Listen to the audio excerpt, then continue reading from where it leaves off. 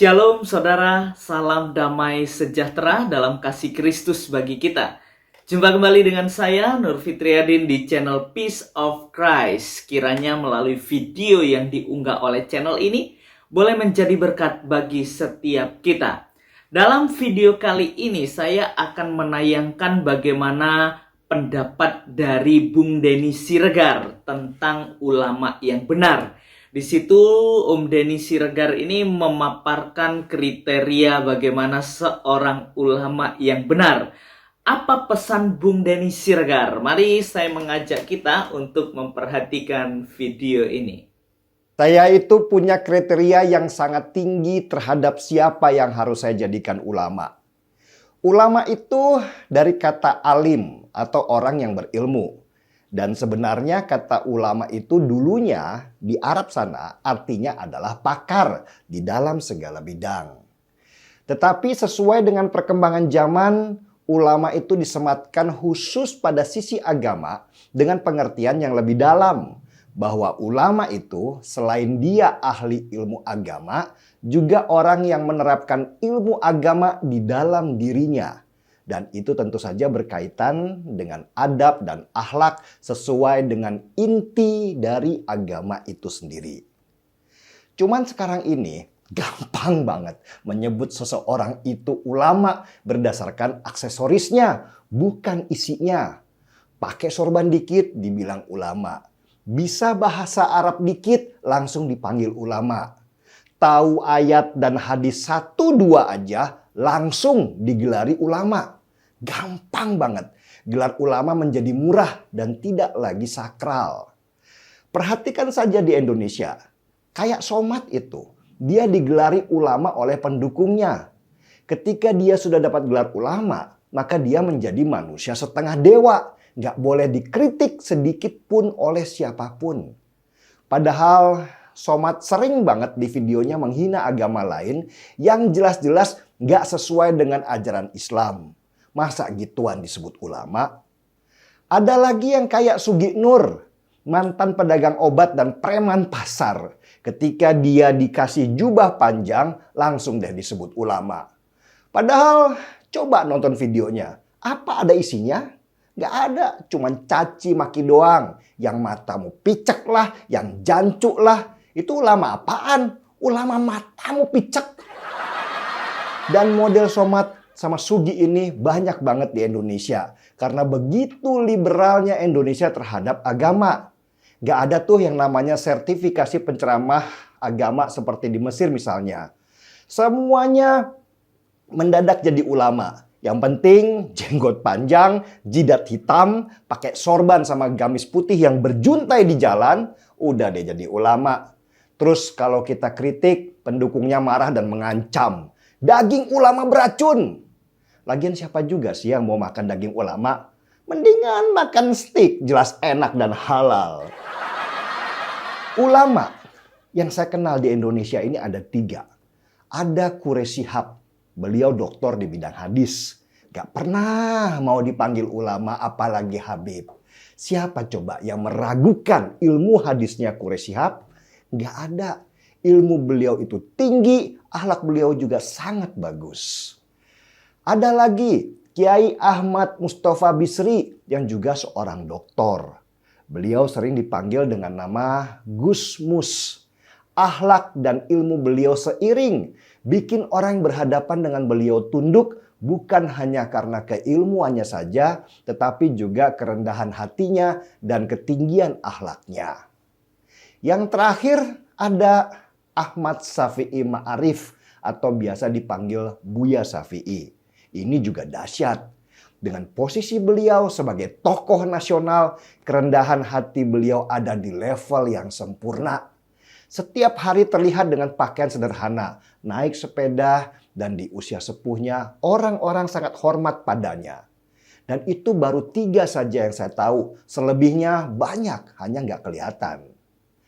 Kalau ulama yang karbitan, ya gitu itu. Ceramah sih boleh tentang kesederhanaan Nabi, tetapi perilakunya jauh banget dan sangat duniawi. Dipuja dikit langsung arogan, merasa terkenal dikit masuk politik. Kalau nggak ceramah nggak makan. Jadi dia harus terus memelihara sensasi supaya tetap dipanggil untuk mengisi acara. Seharusnya ya, sebagai seorang alim, seorang ulama itu memberi contoh pada pengikutnya, menjadi panutan buat umatnya, dan menjadi kebanggaan karena kerendahan hati dan ketinggian akhlaknya.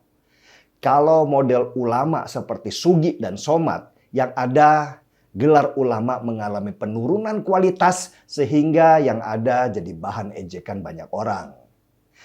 Belajar agama itu keharusan supaya kita bisa menjadi manusia yang sesuai dengan fungsinya. Tapi namanya mencari guru, mencari panutan, seharusnya standarnya setinggi-tingginya, bukan yang recehan. Carilah mereka yang membuat hatimu adem, bukan yang menjadikanmu terbakar. Karena iblis itu sejatinya terbuat dari api. Jadi siapapun yang membakar hatimu, dialah sebenarnya iblis yang menyaru menjadi pemuka agama. Sepaham? Mari kita seruput dulu kopinya. Ya, saudara, saya sependapat dengan Bung Denny Siregar. Tentunya bukan hanya ulama, tentunya bagi seluruh pemuka agama seharusnya memiliki kriteria seperti apa yang dikatakan oleh Bung Denny Siregar. Nah, Alkitab mencatat di dalam 1 Timotius 4 ayat yang ke-16, Alkitab menuliskan bahwa awasilah dirimu sendiri dan awasilah ajaranmu. Bertekunlah dalam semuanya itu, karena dengan berbuat demikian engkau akan menyelamatkan dirimu dan semua orang yang mendengar engkau. Jadi belajarlah terlebih dahulu untuk mengawasi diri kita sendiri dan ajaran kita yang akan diajarkan, tentunya dalam hal kebenaran. Firman Tuhan juga menuliskan dalam 2 Timotius pasal yang keempat ayat yang pertama sampai dengan ayat yang keempat. Alkitab mencatat di hadapan Allah dan Kristus Yesus yang akan menghakimi orang yang hidup dan yang mati. Aku berpesan dengan sungguh-sungguh kepadamu demi penyataannya dan demi kerajaannya. Beritakanlah firman, siap sedialah baik atau tidak baik waktunya. Nyatakanlah apa yang salah, tegurlah dan nasihatilah dengan segala kesabaran dan pengajaran. Karena akan datang waktunya orang tidak dapat lagi menerima ajaran sehat. Tetapi mereka akan mengumpulkan guru-guru menurut kehendaknya untuk memuaskan keinginan telinganya. Mereka akan memalingkan telinganya dari kebenaran dan membukanya bagi dongeng. Alkitab sudah mencatat bahwa ada begitu banyak orang-orang yang mengikuti sesuatu yang sesat. Mereka rindu atau memalingkan telinganya dari kebenaran dan membukanya bagi dongeng. Oleh sebab itu, bukan suatu hal yang baru kalau ada banyak orang yang masuk di dalam sesuatu hal yang menyesatkan. Maka dari itu, mari kita belajar. Alkitab sudah memberikan bagi setiap kita, khususnya bagi para pemuka agama, kita belajar untuk mengawasi diri kita dan mengawasi ajaran kita. Apakah itu sudah benar atau itu sesuatu yang menyimpang seperti ustadz-ustadz karbitan, kata Bung Denny Siregar. Tentunya bukan hanya ustadz ya, para pengajar-pengajar atau para penginjil atau para pemuka agama yang lain, tentunya kita juga belajar mawas diri dengan apa yang sudah terjadi di dalam dunia ini. Nah, biarlah melalui video ini boleh menjadi perenungan kita, khususnya para pemuka agama, apapun agamanya, mari kita belajar supaya boleh memperhatikan agama yang lain, tidak menyinggung dan tidak menyakiti agama yang lain.